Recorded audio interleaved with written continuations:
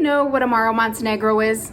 I mean, like, really know. Like, who created it, what's in it, where's it from, and how to mix with it. Stay with me, you're about to find out. Welcome to another episode of Natalia Con Gusto. It's my pleasure to be here with you, once again, demystifying cocktail spirits and ingredients. We've got a lot to cover, let's get started. Our story begins in Bologna, Italy.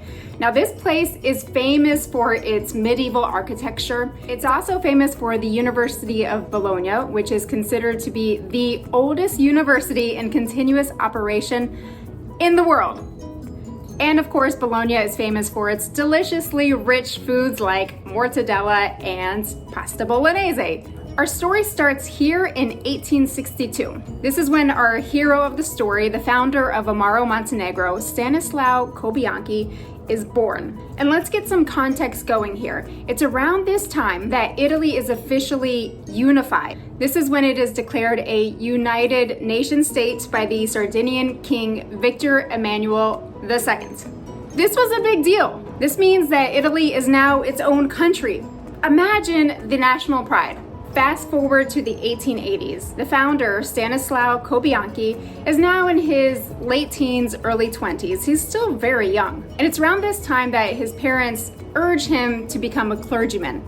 I mean, it's probably safe, reliable, stable.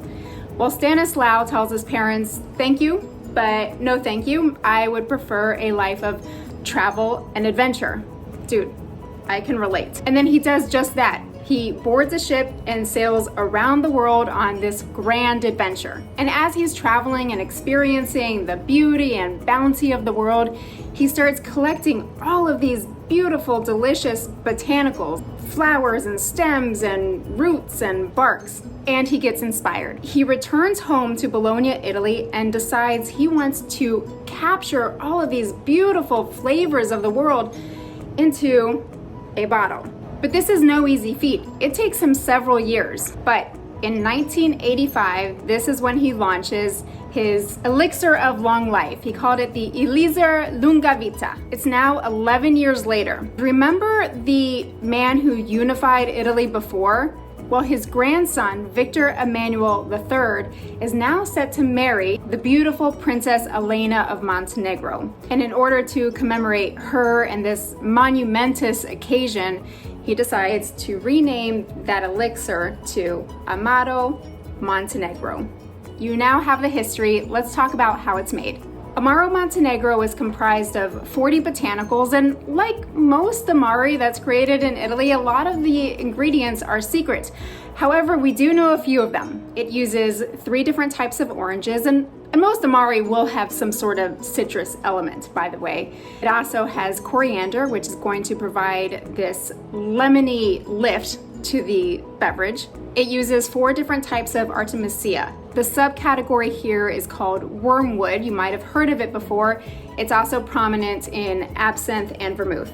Now, this is important because wormwood is bringing this floral, earthy, clean bitterness and elegance to the table. And in fact, this is what makes Amaro Montenegro very unique from other Amari. Lastly, there's also these warming spices like cinnamon, clove, and nutmeg. We have the raw material, but in order to extract these flavors from 35 of these botanicals, 3 different methods are used. We have boiling, maceration, and distillation. And with these 3 methods, 12 different essences are created.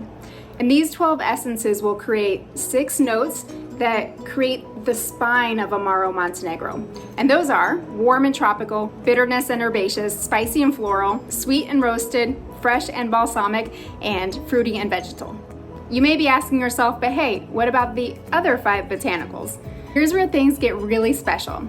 The master herbalist Matteo Bonalli develops a highly potent microblend, which is called the Premio, or the prize. And this Premio is so terrifically packed with flavor that only a single drop goes into every bottle.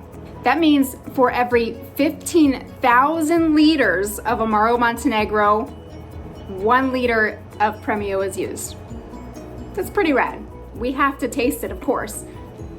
There is that woodsy, earthy aroma with baking spices, but the amazing thing here too is that I'm getting just wafts of savory spices, like there's oregano and marjoram, which is in Amaro Montenegro, but it's amazing that I can pick up on it on the nose. The sweetness is medium, with medium intensity. It's not cloying at all. There's this delicate melange of flavors here, like the supple citrus orange and the sweet baking spices, and a very pleasing mild bitterness on the finish, which I'm imagining is that wormwood.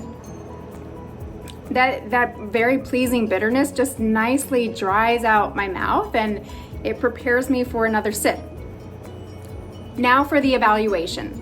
Though this is a light and floral Amaro, it's very complex.